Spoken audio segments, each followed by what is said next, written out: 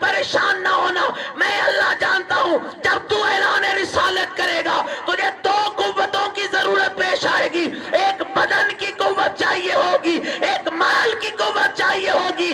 جو تیرا کام ہے وہ تو کرنا، جو میرا کام ہے بدن چاہیے ہوگا تو نسل ابو طالب عطا کر دوں گا، مال چاہیے ہوگا تو خدیجۃ الکبریٰ کا ساتھ عطا کر دوں گا۔ اللہ اکبر رسالہ یا رسول اللہ اللہم صلی علی محمد۔ صلوات ذرا بلند پڑھ دیں۔ گھبرا تو نہیں گئے؟ اور پھر اللہ نے اپنے وعدے کو سچا کیا۔ الم یجدک یتیما فآوا ووجدک عائلا فاغنا۔ ہو میرا محمد اس وقت کو یاد کر جب تو یتیم تھا، تیری پرورش ابو طالب نے نہیں، میں اللہ نے کی ہے۔ سبحان اللہ سبحان اللہ۔ 40 سال تک۔ اور کیا ہے کردار؟ میرے بھائیو، آج سب سے بڑی کجروی یہ ہے کہ ہم مسلمان رسول کی رسالت کی بنیاد کو بھول گئے۔ بنیاد رسالت کیا ہے؟ پیغمبر نے نماز پڑھ کے رسالت کا اعلان نہیں کیا، حالانکہ نماز لازم ہے۔ الصلاۃ قرۃ عینی، او لوگو نماز میری آنکھوں کی ٹھنڈک ہے۔ الصلاۃ عمود الدین، ان قبلت قبل ما سوا، ان ردت رد ما سوا۔ نماز دین کا ستون ہے، نماز قبول تو باقی اعمال قبول۔ لیکن بنیاد رسالت کیا ہے؟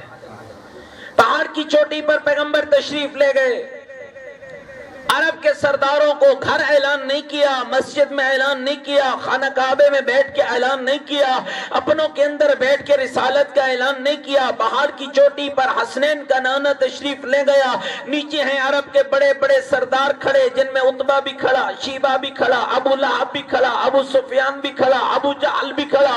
عرب کے بڑے بڑے سردار اور لوگ نیچے کھڑے، زہرا کے بابا پہاڑ کی چوٹی پر کھڑے اور ارشاد فرمانے لگے، او عرب والو، اگر میں محمد کہوں اس پہاڑ کے پیچھے فوج ہے، کیا میری بات مانو گے؟ زبانیں کھلنے لگی، کبھی پانی پینے پلانے پہ جھگڑا، کبھی گھوڑا آگے دوڑانے پہ جھگڑا کرنے والے، لوگوں کے مالوں کو لوٹنے والے، صبح کو کہہ کر شام کو انکار کرنے والے یک سبا ہو کر کہنے لگے، عبداللہ کے بیٹے اگر آپ کہیں کہ پہاڑ کے پیچھے فوج ہے ہم مانیں گے۔ فرمایا کیوں؟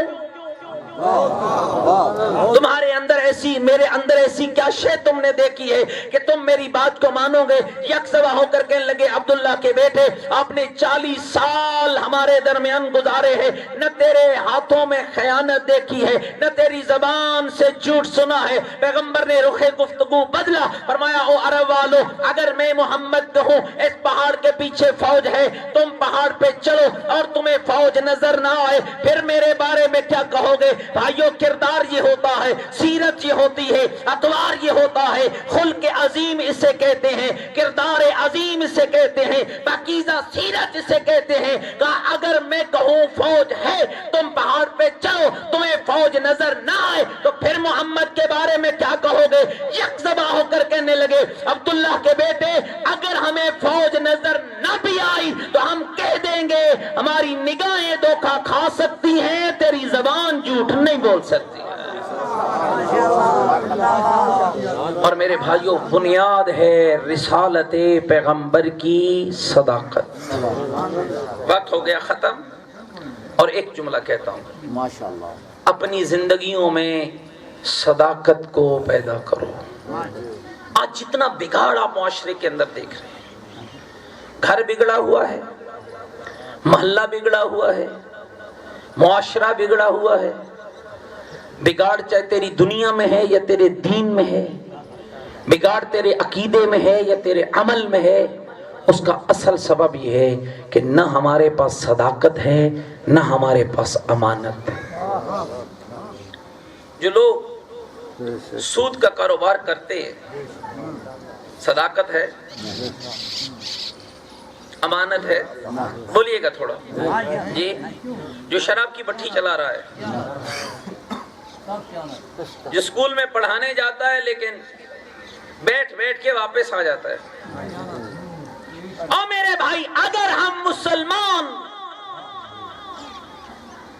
دکان پہ بیٹھنے والا تاجر، سکول کی کرسی پہ بیٹھنے والا استاد، تھانے میں رپٹ لکھنے والا تھانے دار، جج کی کرسی پہ بیٹھنے والا، فیصلہ کرنے والا جج، مسجد کے محراب میں کھڑا ہونے والا مولانا، واعظ کی کرسی پہ بیٹھنے والا واعظ، اگر سچائی اور امانت کے ساتھ محمد کا دین پہنچایا ہوتا، آج نہ لوگ جاہل ہوتے، آج نہ عقیدوں میں بگاڑ ہوتا، آج نہ عملوں کے اندر خرابی ہوتی، آج نہ گھر گھر کے اندر فطور ہوتا. اور یہ فطور کہاں سے پیدا ہوا؟ حتیٰ کہ ہم نے مسجدیں تک بدل ڈالی، عقیدے تک بدل ڈالے. ہاں ہم اپنی، مجھے حیرانگی ہوتی ہے، کل ایک میسج آیا ہے فیس بک کے اوپر اور بڑا ہی خوبصورت جملہ ایک نوجوان نے لکھا ہے. اس نے کہا مسلمانوں کی ستم ظریفی کی کیفیت یہ ہو گئی ہے، شادی ہو تو ہم سب اکٹھے ہوتے ہیں، والی وال کا ٹورنامنٹ ہو تو ہم اکٹھے ہوتے ہیں، کوئی اور دنیا کا فنکشن ہو تو ہم اکٹھے ہوتے ہیں، اور جب نماز کی بات آتی ہے تو میں اس مسجد میں نہیں جاتا، یہ فلاں کی مسجد ہے، میں اس مسجد میں نہیں جاتا، یہ فلاں کی مسجد ہے، میں اس سے ہاتھ نہیں ملاتا، یہ فلاں والا ہے، میں اس سے ہاتھ نہیں ملاتا، یہ فلاں والا ہے، میں میلاد پہ اس لیے نہیں جاتا کہ یہ تو فلاں پارٹی کا میلاد ہے. اور میرے بھائی نہ مسجد فلاں کی ہے نہ میلاد فلاں کا ہے، مسجد خدا کی ہے، میلاد مصطفیٰ کا ہے.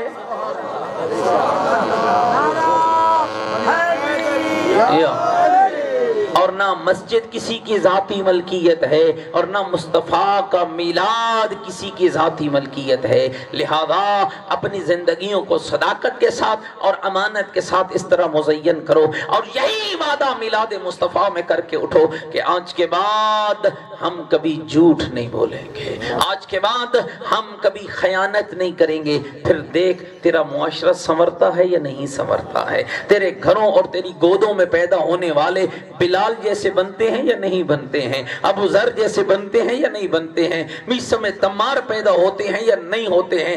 اگر یہ سب چاہتے ہو تو اس کا حل ایک ہے، اور وہ ہے مصطفیٰ کی پیغام، امانت اور صداقت. اور پھر میں آخر میں یہی کہوں گا کہ اللہ نے تجھے ایک صادق نہیں، نام الگ ہیں، کنیتیں الگ ہیں، القاب الگ ہیں، لیکن کردار ایک ہے. پہلا بھی صادق اور دوسرا امام بھی صادق، حتیٰ کہ سارے کے سارے ائمہ صادق ہیں. اللہ ہم سب کو سچا بننے کی توفیق عنایت فرمائے. میں نے اس مجلس کو جشن بن کے پڑھا ہے، لہذا اس لیے میں مصائب نہیں پڑھتا. مصائب آپ کو دوسری نشست میں سنایا جائے گا، وہ بھی پانیان اور پڑھنے والے حضرات کی اپنی مرضی ہے. لیکن چونکہ میں بحیثیت میلاد مصطفیٰ پڑھنے آیا تھا، جو عرائض عرض کی ہیں اللہ ان کے صدقے ہمیں اور آپ کو دین اور دنیا کی سعادت نصیب فرمائے.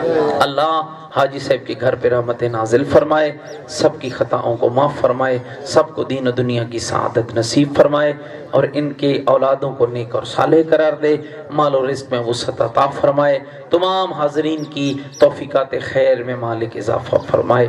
ربنا تقبل منا انک انت السمیع العلیم برحمتک یا ارحم الراحمین. ساری دعاؤں کی قبولیت کے لیے بلند تر صلوات پڑھ لیجیے.